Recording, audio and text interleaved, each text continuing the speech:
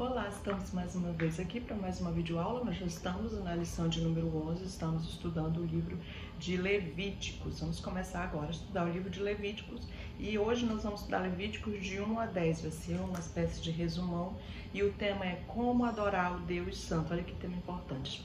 O texto áureo vai dizer, eu, o Senhor, que vos faço subir da terra do Egito para que eu seja vosso Deus.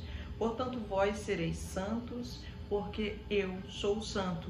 Veja como esse tema é atual, como ele serve para o nosso dia a dia. E nós vamos descobrir muitas coisas a respeito disso, de pessoas que muitas vezes acham que o livro de Levítico não é um livro importante de se estudar, porque é um livro de leis, que não serve mais para nós, que só é para o povo de Israel lá do Antigo Testamento. Mas a gente vai ver que aqui no livro de Levítico a gente vai encontrar assuntos muito atuais, Deus pedindo para que nós sejamos santos, porque Ele é santo. Então, um tema realmente muito atual e a gente pode aprender muito e tirar muitas lições desse tema. A verdade prática diz, Deus proveu um caminho para pessoas pecadoras se aproximarem e viverem na sua santa presença. É isso que a gente vai ver aqui. O povo ele estava afastado, ele não tinha como viver próximo a Deus devido ao seu pecado, à sua desobediência, mas Deus ele consegue aqui prover um caminho para essas pessoas pecadoras se aproximarem dele. Então ele cria essas leis para que o povo as siga, para que o povo consiga através dela se aproximar de Deus, até que pudesse vir aquele que seria o sacrifício definitivo, o caminho definitivo para que nós pudéssemos nos achegar a Deus. Então aqui o livro de Levítico, a gente sabe que foi escrito por Moisés, assim como todo o Pentateuco foi escrito por Moisés, e o seu autor, ele foi escrito entre 1445 a 1444 a.C. e ele foi escrito aos pés do Monte Sinai. Bem, a gente vê que depois da dramática saída do povo de Israel do Egito, ele tem todo o percurso que a gente já estudou em Êxodo até chegar ao Monte Sinai. E aqui no Monte Sinai ele fica ali por 2 anos, e foi um período, esse período que ele ficou ali, esse período de 2 anos que o povo ficou no Monte Sinai, foi um período de descanso, foi um período de ensino, foi um período também de construção e encontro com Deus face a face. A gente vê que teve muitas histórias ali do povo de Israel com Deus, muitas experiências com Deus aos pés do Monte Sinai. E a redenção em Êxodo é a base para purificação e adoração para o culto que nós vamos ver agora em Levítico. A gente já estudou o livro de Êxodo, a gente já viu que lá teve a redenção e agora nós vamos ver o preparo para o culto, Deus dizendo quais seriam as regras para o povo cultuá-lo. E a gente nota que a grande mensagem, o tema principal do livro de Levítico é justamente santidade, porque como diz aqui, a gente leu Levítico 19:2, santos sereis, porque eu, Senhor, vosso Deus, sou santo. Mas a gente se pergunta como é possível pessoas pecadoras se aproximarem de um Deus santo, de um Deus tão santo, tão perfeito. Primeiro é preciso lidar com o pecado. Tanto que a gente vê que nos primeiros capítulos de Levítico eles fornecem instruções detalhadas para ofertas de sacrifícios, que constituem na verdade símbolos, são símbolos ativos de arrependimento e obediência, como ele ensinasse o caminho para o povo se achegar a Deus, como se ele desse este caminho, ele mostrasse, olha, o modo que vocês têm de se achegar a mim é através do arrependimento e da obediência. Então, se arrependam dos seus pecados e aqui estão as regras, essas são as leis que vocês precisam seguir, as leis de culto, de sacrifício, e então o povo precisava ali se acostumar e esquecer aquelas regras pagãs que eles tinham lá no Egito, de sacrifícios pagãos, e agora Deus está dando algo novo para eles recomeçarem ali a adorar a Deus verdadeiramente. E a gente vê ali que os sacrifícios, quer fossem bois de novo, quer fossem grãos, quer fossem cabritos ou ovelhas, eles tinham que ser perfeitos, os sacrifícios tinham que ser perfeitos, não poderiam conter defeitos ou manchas ou alguma doença, alguma coisa assim, já simbolizando o sacrifício definitivo que estava por vir, que é o nosso Senhor Jesus Cristo, que é o Cordeiro de Deus, o Cordeiro perfeito, o Cordeiro sem mancha. Então Jesus veio e abriu o caminho para nós chegarmos até Deus, se entregando ali como um sacrifício perfeito e definitivo. Nesse tempo que nós vamos estudar em Levítico, daí eram sacrifícios que precisavam ser repetidos e repetidos, mas agora não, agora Jesus veio e se entregou por nós como um sacrifício perfeito e definitivo. Uma vez que ele se entregou, não precisa repetir esse sacrifício, porque ele é o Cordeiro sem mancha, ele é o Cordeiro perfeito.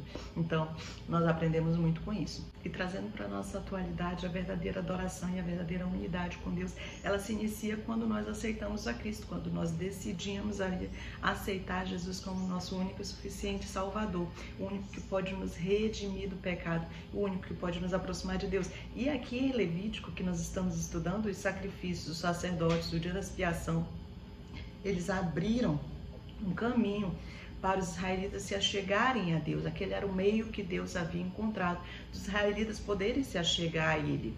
E ali a gente vê que o povo ele deveria adorar a Deus em todo o seu modo de viver, assim como nós também, nos dias de hoje. Isso fala muito para nós. Não é somente em obedecer certas partes da palavra de Deus e outras não. Essas que não me agradam, eu não vou vivê-las. Não, nós devemos adorar a Deus em todo o nosso modo de viver. O nosso modo de viver deve ser em adoração a Deus. Então o povo deveria adorar a Deus também no seu modo de viver. Em todo o seu modo de viver deveria ser um ato de adoração a Deus. E essas instruções, elas dizem respeito a um caminhar santo com Deus e a um padrão de vida espiritual que ainda se aplica nos dias de hoje, se nós formos observar. Por isso, a adoração possui um aspecto horizontal, o de Deus ser honrado em nossa vida, enquanto nos relacionamos com outras pessoas. Nós até já estudamos mais a fundo esse tema, que o modo que nós tratamos as outras pessoas, que nós tratamos o nosso próximo, ela é uma forma de adoração a Deus. E aí a gente entende que a nossa adoração a Deus não é só quando a gente chega lá na igreja, na hora do culto, não é só no nosso quarto, quando nós nos ajoelhamos para falar com Deus, mas a nossa adoração a Deus deve ser em todo o nosso modo de viver. O tópico 1 vai dizer título. Levítico 1 diz: chamou o Senhor a Moisés e da tenda da congregação lhe disse. A gente sabe que o Pentateuco, o nome no hebraico de cada um deles, é relacionado às primeiras frases, às primeiras falas dos capítulos. Então, a primeira fala do capítulo, se a gente for abrir aqui em Levítico 1, é chamou o Senhor. Então, o título deste livro, no original hebraico, chamou o Senhor, mas depois que foi feita a tradução pelos 70 da Septuaginta, que nós já sabemos, já conhecemos, aí foi transformado, eles colocaram o nome de Levítico.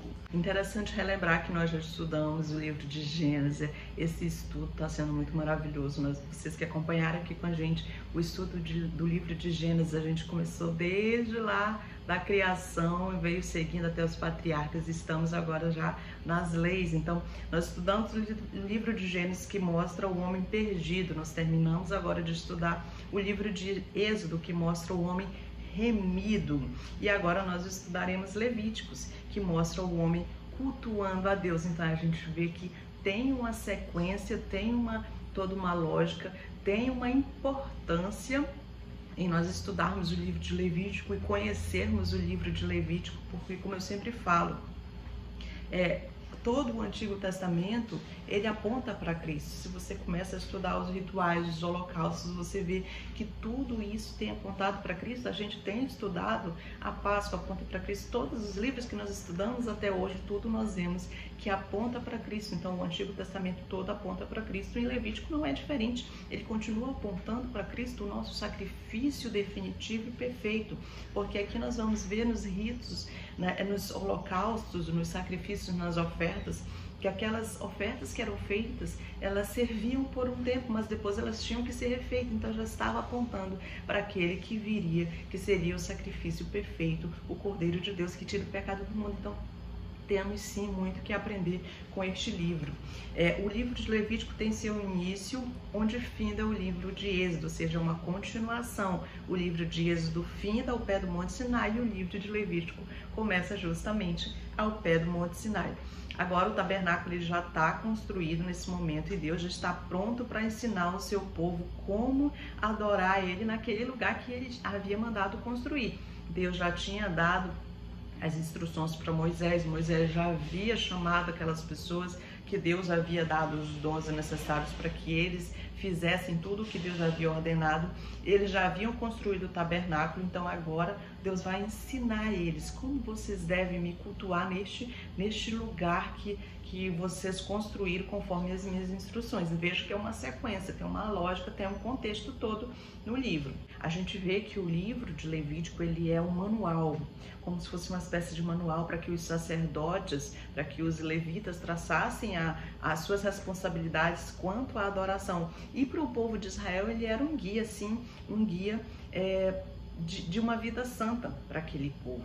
E o autor da revista levanta uma questão também quanto aos levitas e sacerdotes, que tem uma diferença entre levita e sacerdote, porque todo sacerdote é levita, mas nem todo levita é um sacerdote. E aí a gente vai lembrar que a tribo de Levi era a única entre as duas tribos de Israel que foi consagrada ao Senhor. E essa tribo de Levi, ela tinha o seu sustento por meio de ofertas e dízimos trazidos pelo povo, ofertados pelo povo de Israel, além de 48 cidades, né, que estavam espalhadas pelas tribos. E já quanto ao serviço, além dos sacerdotes, que os sacerdotes eles tinham que ser descendentes de Arão, os outros levitas, eles trabalhavam como vigias do templo, eles trabalhavam como mestres, como escribas, eles trabalhavam como músicos, como oficiais, como juízes. Então, até aí a importância de você saber qual era o serviço de um levita, porque hoje em dia pouco se estuda o livro de Levítico e pouco se sabe sobre os levitas, tanto que os músicos da igreja são chamados de levitas. E se você for estudar, você vê que o serviço dos levitas não era só cantar, não era só tocar. Esse era apenas um dos muitos deveres dos levitas. Aqui a gente tem um panorama mais completo e a gente consegue entender qual era o papel e qual era a função de um levita. E a gente vê que o trabalho deles era um trabalho realmente que requeria muito esforço, que requeria diariamente uma dedicação ao Senhor. Aí a gente entende que levita, na verdade, é mais aquele obreiro que trabalha na obra do Senhor, que faz tudo pela obra do Senhor. O levita, na verdade, é um bom servo, é um servo que está ali preparado para fazer o que a obra precisar que ele faça. Certo é que todos eles haviam sido preparados por Deus, haviam sido separados por Deus para o serviço no tabernáculo e mais na frente para o serviço no templo, quando este fosse construído. O subtópico 2 vai dizer tema central, Levítico 19:2, fala a toda a congregação dos filhos de Israel e diz-lhes: santos sereis, porque eu, Senhor vosso Deus, sou santo. Santo, se a gente for ver, significa separado, santo significa consagrado. Então Deus, ele retirou o povo do Egito e agora ele está criando um modo de tirar o Egito de dentro do povo. E agora Deus está mostrando para o povo de Israel como trocar o modo de viver egípcio que o povo de Israel havia adquirido durante todo o tempo que ficou ali no Egito. Então Deus agora está ensinando como trocar este modo de viver egípcio pelos seus caminhos, pelos caminhos do Senhor. É isso que ele está fazendo uma substituição. Tudo isso que vocês aprenderam lá no Egito, do modo de viver, do modo de pensar deles, do modo de cultuar os seus deuses pagãos, agora eu vou mostrar para vocês trocarem, substituir esses modos antigos que vocês tinham por esse modo novo, essas novas regras, esse novo modo de cultuar, esse novo modo de me servir, de me adorar. Então a gente vê que cada área da nossa vida precisa ser dedicada a Deus. Ele requer absoluta obediência, não apenas nas nossas motivações, mas também na prática.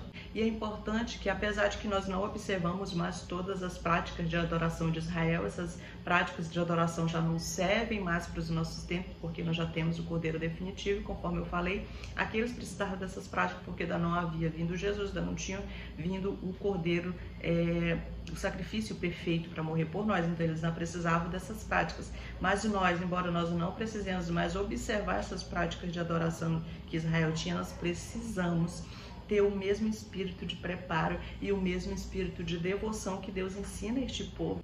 E lá em 1 Pedro 1,16 Paulo vai exortar para que nós também tenhamos uma vida santa. Ele vai repetir essas mesmas palavras de Levítico, vai dizer: sejam santos, porque eu, seu Senhor, vosso Deus, sou santo. E outra coisa interessante que a gente vai ver aqui no livro de Levítico é a morte substituta, porque Deus vai aceitar aqui a morte de um substituto como pagamento da dívida dos pecados do povo. E Deus aceita essa morte substituta pela graça. E a gente faz o comparativo que no Antigo Testamento era a morte de um animal que era necessária para ser perdoados os nossos pecados. E agora a gente vai para o Novo Testamento e a gente vê que é a morte de Cristo, que é única, definitiva e que nos levou a ter este acesso a Deus, que nos levou a ter essa possibilidade de perdão de pecado. A palavra de Deus diz: filhinhos, não pequeis, mas se pecar, tendes um advogado. Então a gente vê que no reino de Deus a santidade ela não é uma opção, a santidade ela é uma necessidade. Nós precisamos ser santos se nós quisermos servir verdadeiramente a esse Deus santo. E só para a gente ter uma ideia da importância do assunto desse livro, a santidade ela é mencionada mais vezes no livro de Levítico do que em qualquer um outro livro da Bíblia, só para a gente ver como esse assunto é de extrema importância. E os sacrifícios eles foram a maneira oferecida por Deus para que o homem tivesse acesso a ele. Era o modo que Deus estava dando para o povo se aproximar dele, ele um Deus santo. No Novo Testamento, Cristo é o sacrifício definitivo que nos livra da condenação do pecado e nos dá a oportunidade de ser santo também, assim como o nosso Deus é santo. O autor de Hebreus coloca a santidade como um dos requisitos para agradar ao Senhor. E a mesma coisa que Deus falou lá no passado, se a gente for ver, ele fala para nós hoje: sejam santos, porque eu, seu Deus, sou santo. Esse sim é um tema muito atual, um tema que nós podemos trazer para as nossas vidas. E ser santo é viver em santidade, é um modo de vida, é você não se acostumar com o pecado, é você saber que se você pecar, você tem um advogado, mas também você saber que não é aquele advogado que vai te defender, você estando errado e mesmo você continuando no erro, não é aquele advogado que passa a mão na sua cabeça. Ser santo é você, quando você erra, você se arrepender daquele pecado e você não querer fazer mais porque você não quer desagradar a esse Deus santo que você serve, que você ama. Porque a diferença entre o santo e o pecador é que o pecador vive uma vida de pecado e ele se acostuma com isso, ele não se incomoda com isso, ele tem até prazer neste pecado. E já o santo, quando ele pratica o pecado e quando ele é advertido, ele reconhece, ele se arrepende, ele se entristece por haver desagradado o Espírito Santo com aquele pecado, por haver feito algo que afastasse ele de Deus, e ele busca aquele perdão sincero de Deus. Porque o pecado, ele incomoda somente quem é santo. Quem vive na prática do pecado, ele não se incomoda com o pecado, aquilo não faz mal a ele, aquilo não faz ele perder o sono, a sua consciência não lhe acusa. Somente quem é santo se incomoda com o pecado. O tópico 3 vai dizer importância e propósito. Levítico 11:45 diz: eu sou o Senhor que vos faço subir da terra do Egito, para que eu seja o vosso Deus, portanto, vós sereis santos, porque eu sou santo.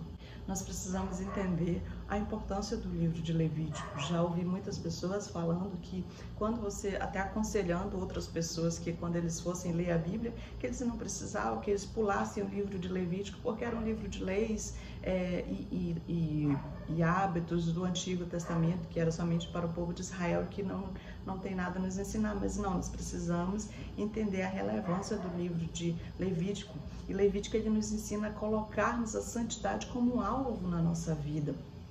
E a gente tem que entender que essas leis elas foram criadas para aproximar o homem de Deus. Nós não precisamos mais dessas leis de sacrifício de animais, porque nós já temos o sacrifício perfeito, mas nós ainda precisamos ter essa dedicação em nos santificar ao Senhor, porque o Senhor continua pedindo: sejam santos, porque eu sou santo. Então nós precisamos sim focar neste tema deste livro, que é a santidade, um tema tão importante nos nossos dias, algo que tem faltado tanto nos nossos dias. As pessoas hoje em dia querem fazer tudo o que lhes convém, tudo que elas sentem vontade, sem se importar como que o Senhor pede que nós sejamos. O Senhor pede que nós sejamos santos. Então, se nós formos trazer para a nossa atualidade, porque nós sabemos a importância do livro de Levítico, nós podemos nos perguntar qual a importância do Código Civil que um país possui. Então, esse é o Código Civil que Deus havia dado para o seu povo.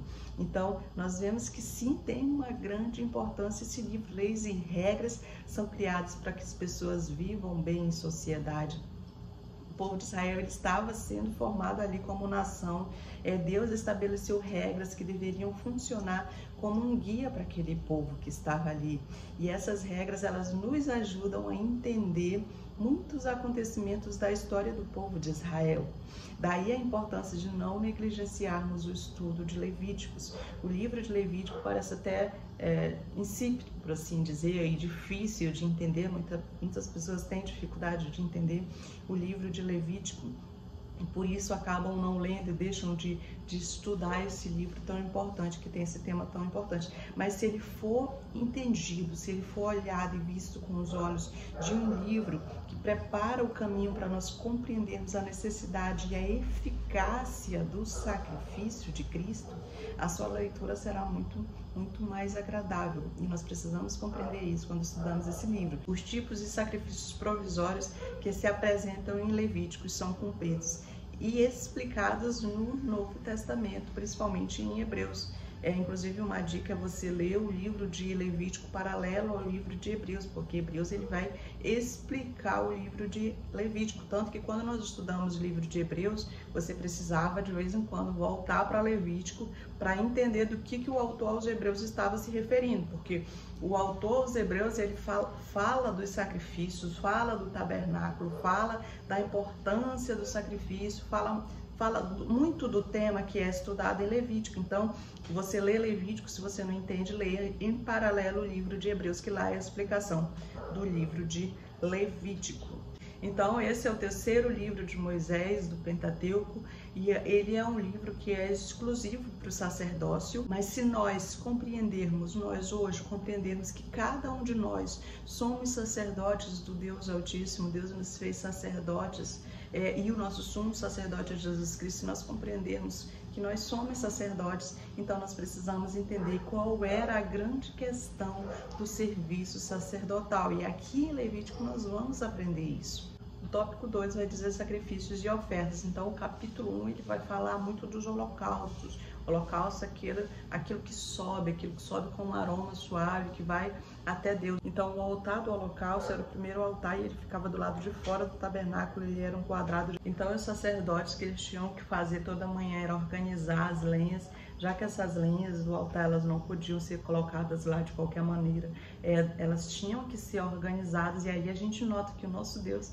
é um Deus detalhista, um Deus organizado em todos os detalhes, detalhista na organização das coisas que são feitas para Ele. Isso nós aprendemos muito com esse detalhe que o Senhor nos ensina através. Se Deus tinha cuidado até com a organização das lenhas, que era onde ia ser feito os sacrifícios, imagina nós, no nosso dia a dia, nos cultos que prestamos a Ele, nós temos que ver os detalhes e ver se nós estamos fazendo de tudo para agradar a Deus e fazendo o trabalho para Ele diligentemente. Observe a grandeza do detalhe, como Deus, o nosso Deus é um Deus detalhista. Lembra que quando eles saíram lá do Egito, eles saíram em ordem, eles saíram marchando organizadamente. Então nosso Deus é um Deus de organização e é um Deus dos detalhes. E depois que o sacerdote colocava ali a lenha organizadamente, em ordem, ele colocava fogo ali no altar, colocava o animal que ia ser queimado em sacrifício, em holocausto, e aquele animal ali ficava queimando a noite toda, e o fogo não poderia ser apagado enquanto aquele animal não terminasse de ser queimado. Só depois que fosse concluído isso é que poderia-se então retirar as cinzas e fazer todo esse procedimento para o dia seguinte. Havia uma regra interessante do holocausto, que a pessoa poderia oferecer o gado, que seria a novilha, o bezerro, ou um boi, ou um touro. Ela poderia oferecer também um gado miúdo, que seria uma cabra, um cabrito, um carneiro. E essas são as regras. Se a pessoa fosse rica, ela levaria um gado. Se ela fosse, digamos assim, classe média, ela levaria um gado miúdo. E se ela fosse pobre, ela levaria um pombinho ou uma rolinha. De qualquer modo, ela teria, assim, que fazer este sacrifício. Porque a pessoa precisava entender que o pecado, ele gerava também um prejuízo financeiro, porque se ela não pecasse, ela não precisaria oferecer aquele animal e ela poderia ficar com aquele animal para ela, mas o fato dela pecar, ela teria que oferecer este animal, geraria este prejuízo financeiro, além do que o autor da revista já cita, por isso que eu não acabei não citando aqui, que geraria a morte do animal, né? Causaria a morte do animal. Ou seja, custa sacrifício, morte, dor do animal substituto também era um preço que o pecado gerava. O pecado custa um preço muito caro. Daí tinha que oferecer o holocausto, que é uma oferta totalmente queimada, ou nem os sacerdotes ficavam com nenhuma parte dessa carne. O ofertante tinha o trabalho de trazer o animal até a porta da tenda, tinha que ser um animal macho sem defeito, porque aí ele já estava representando, já estava simbolizando Cristo, que é o sacrifício sem defeito. O ofertante ele vai colocar a mão ali sobre o seu holocausto, sobre a sua oferta, sobre aquele animal, e é como se fosse essa imposição de mãos, vai dar a ideia de que ele está transmitindo ali o seu pecado para aquele animal e para que aquele animal também seja aceito ali a favor dele, que é justamente para a sua expiação. E vai dizer também que ele vai matar aquele animal, aquele novilho, diante do Senhor. Se for gado miúdo, no caso, ele vai matá-lo ao lado do altar. Esse é o papel do ofertante. E o papel do sacerdote nisso tudo é que, ao receber o animal já morto pelo ofertante, ele vai dedicar, apresentar o sangue daquele cordeiro, daquela oferta ao Senhor. Ele vai aspergir o sangue ali sobre o altar do incenso. Ele vai tirar o couro, ele vai cortar o animal em pedaços, ele acendia o fogo do altar do holocausto, e isso a gente tem que ver que era feito a cada manhã. Ele colocava a lenha em ordem, ele colocava os pedaços do animal em ordem, de maneira que a cabeça e a gordura eram colocados direto na lenha do altar, ou seja, direto na brasa. Então esses sacerdotes deveriam lavar ali as patas do animal com água e colocar para queimar sobre o altar. E a Bíblia diz que isso é holocausto, é oferta queimada de aroma agradável ou de cheiro suave ao Senhor. E a gente vê que Levítico é par de Hebreus, por assim dizer, que a gente vê que em Levítico é citado o sacerdócio araônico e lá em Hebreus é citado o sacerdócio messiânico. Aqui em Levítico é apresentado o sumo sacerdote, que é um sumo sacerdote imperfeito, e lá em Hebreus é apresentado um sumo sacerdote perfeito. Aqui em Levítico os sacrifícios são variados e constantes, tem que ser repetido sempre. E lá em Hebreus nós vamos encontrar um sacrifício único e definitivo. Aqui em Levítico, no Antigo Testamento, nós temos como líder do povo Moisés. E lá no Novo Testamento, lá em Hebreus, nós vamos encontrar Cristo como nosso líder. E se nós formos ver os sacrifícios oferecidos pelo povo lá em Levítico, e se nós formos fazer o comparativo com Hebreus, nós vamos ver que o holocausto pela expiação do pecado em geral. Lá aquela oferta era feita uma oferta de um animal sem defeito, de acordo com as posses do ofertante. E aqui em Hebreus nós vamos encontrar uma entrega total e suficiente de Cristo para nos resgatar do pecado. Era a única entrega, não precisava ser repetida. Lá em Levítico nós vamos encontrar a oferta de manjares, que era uma oferta de gratidão a Deus, que eram ofertados de cereais. E em Hebreus nós vamos encontrar a perfeita humanidade de Cristo. Em Levítico nós encontramos um sacrifício, um holocausto pacífico, que é um holocausto de gratidão e desejo de comunhão com Deus, que a oferta era um boi, um carneiro ou um bode sem defeito. Nós encontramos agora que por Cristo nós temos paz com Deus e Ele é a nossa paz. Nós temos a oferta pelo pecado, que era para perdão de pecados não intencionais, onde era ofertado um boi ou um bode sem defeito. E Cristo é a nossa única oferta pelos nossos pecados. Nós temos a oferta pela culpa, onde era para perdão de pecados específicos. A oferta eram sempre carneiros sem defeitos, e nós temos Cristo que levou a nossa culpa e pagou o preço por nós. Interessante que Paulo vai falar aos romanos que nós devemos apresentar o nosso corpo como um sacrifício vivo ao Senhor. Mas se o sacrifício é aquele que morre, como é que eu vou apresentar o meu corpo como um sacrifício vivo, ou seja, eu estou vivo, mas as minhas vontades têm que estar submissas diante da vontade de Deus. Não é mais a carne que vai falar, mas é o Espírito que vai agir através das nossas vidas. É isso que Paulo está falando. O tópico 3 vai dizer a consagração do sacerdócio. O subtópico 1 diz, escolhido por Deus, Levítico capítulo 8, versículo 2, que diz, tomarão em seus filhos e as vertes e o óleo da unção, como também o novilho da oferta pelo pecado, e os 2 carneiros e o cesto dos pães asmos. Então chegou aqui o dia da consagração do sacerdócio, e Deus vai falar para Moisés reunir todos ali na porta da tenda, e ele vai dizer para chamar Arão, para reunir ali a porta da tenda Arão, os filhos deles, as vestes que seriam vestidas sobre eles, e tudo isso tinha que ser santificado a Deus.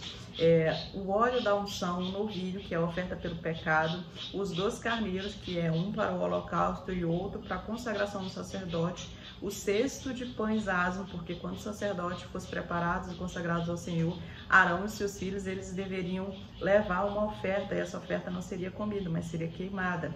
E essa oferta é o cesto de pães asmos, você vê isso lá em Levítico 6, do 19 ao 23. E Moisés deveria levar toda a congregação, porque afinal de contas seria sobre toda essa congregação que eles iriam ministrar, então a congregação serviria ali como testemunha. E o dia da consagração do sacerdócio seria o dia que terminou ali o tabernáculo, e aí Moisés faz as 2 coisas, ele consagra e santifica os sacerdotes e também o tabernáculo. O subtópico 2 vai dizer as vestes sacerdotais, Levíticos 8, 30. Tomou Moisés também do óleo da unção e do sangue que estava sobre o altar e o aspergiu sobre Arão e as suas vestes, bem como sobre os seus filhos, e Arão, sobre os filhos de Arão e as suas vestes, e consagrou a Arão e as suas vestes, e a seus filhos e as vestes dos seus filhos. Agora Moisés vai vestir Arão com as vestes sacerdotais, aquela vestimenta linda, que tem as cores do tabernáculo, com as pedras no peitoral, que significam as 12 tribos de Israel, né? Então ele está carregando o tabernáculo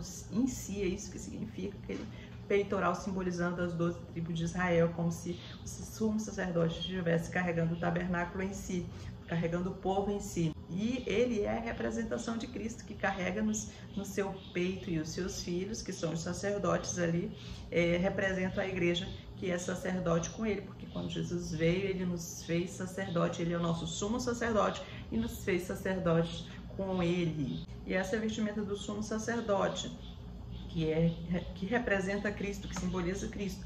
Já a vestimenta do sacerdote é uma vestimenta bem mais simples, é composta de uma túnica, de um cinto e de um turbante. E é claro que isso nos diferencia muito do sumo sacerdote, que é Cristo, né? O subtópico 3 vai dizer as exigências, Levítico 10, de 1 a 2. Nadab e Abiú, filhos de Arão, tomaram cada um o seu incensário e puseram neles fogo, e sobre este incenso, e trouxeram fogo estranho perante a face do Senhor, o que lhes não ordenarem. Então saiu fogo de diante do Senhor, os consumiu, e morreram perante o Senhor. Antes dos trabalhos ali no tabernáculo se iniciarem, o Senhor vai mostrar que a sua santidade ela não pode ser agredida. E aqui vai acontecer um evento com Nadab e Abiú, que são os filhos de Arão. Vamos lembrar também que Deus vai repreender e dar o exemplo através de Acã. Isso também vai acontecer no Novo Testamento. A gente vai encontrar lá o caso de Ananias e Safira, que eles vão mentir para o Espírito Santo, e eles morrem por conta disso. A gente vai ver que Arão ele tinha 4 filhos, e os seus primogênitos eram justamente Nadab e Abiú. E a gente vê que esses 2 eles haviam sido separados, eles haviam sido consagrados, eles estavam ali sendo treinados e consagrados para o serviço, para o sacerdócio. Porém, eles tomaram uma iniciativa que Deus não pediu para eles fazer, isso custou a vida deles. E os 4 filhos dele eram justamente Nadab, Abiú, Eleazar e Itamar. Esses eram os 4 filhos de Arão.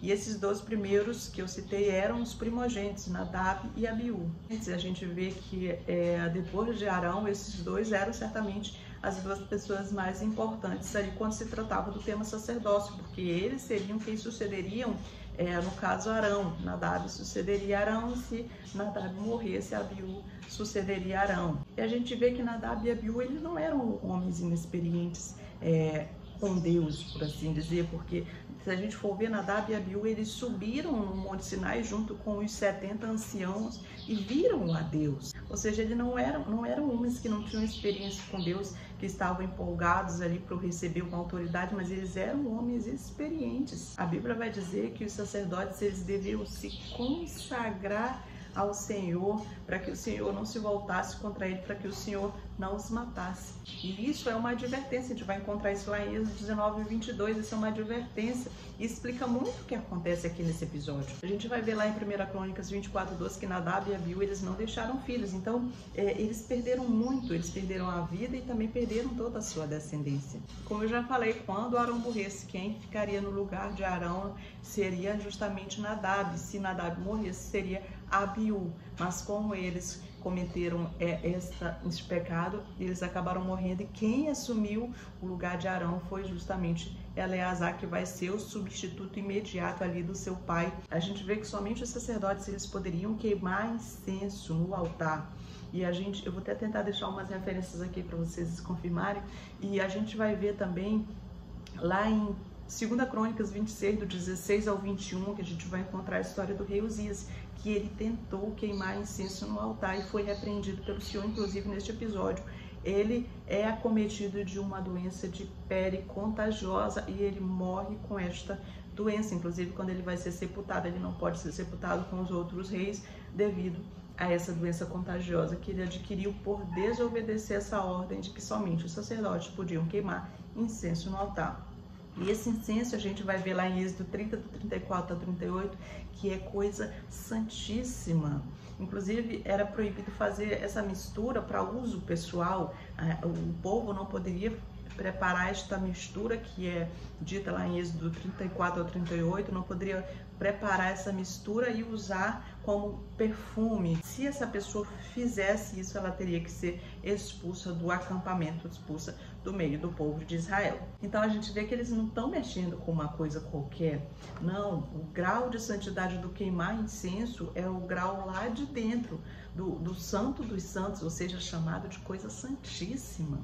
Queimar incenso é uma ação santíssima, eles deveriam estar consagrados e parte dessa consagração seria a obediência, está relacionado à obediência e foi justamente essa obediência que faltou neles. Se a gente for ver lá em Levítico 16:12, lá vai dizer que eles deveriam queimar incenso com fogo do altar. Então, se a gente sabe que eles trouxeram fogo estranho, ou seja, um fogo que não era da origem que Deus havia dito, que Deus havia ordenado que eles trouxessem, que seria fogo do altar. Então significa que no mínimo eles não pegaram fogo do altar, pegaram fogo de uma outra origem que Deus não havia pré-determinado, porque tudo que eles iam fazer lá, Deus já havia determinado, Deus já havia pré-determinado, eles já sabiam o que fazer, eles só tinham que obedecer às ordens de Deus. E a gente sabe que se consagrar é estar totalmente dedicado ao Senhor, e eles não estavam totalmente dedicados ao Senhor, Nadab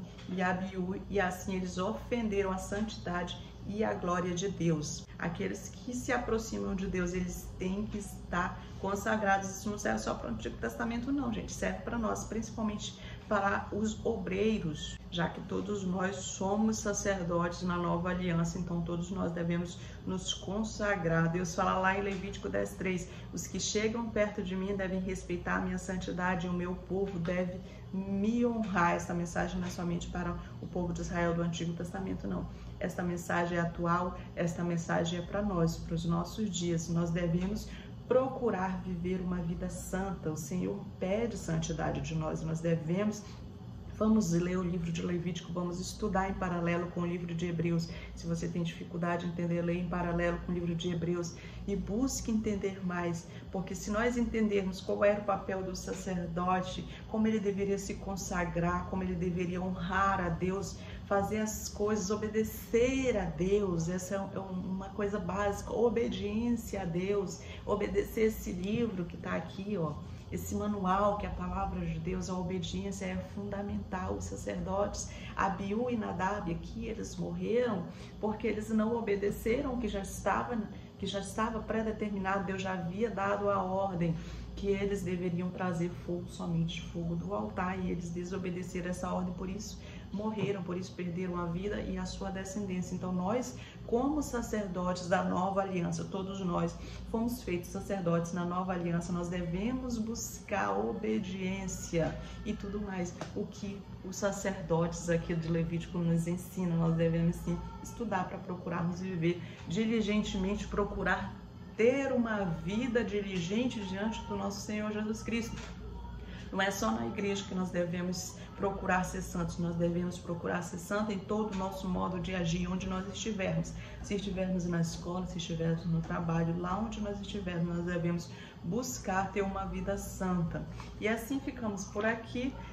Na semana que vem nós terminaremos não, esse livro de Levítico nós vamos estudar em 3 aulas. São bem resumidos, mas você pode estar estudando aí com calma o livro inteiro, capítulo a capítulo. Aqui é meio que um resumão.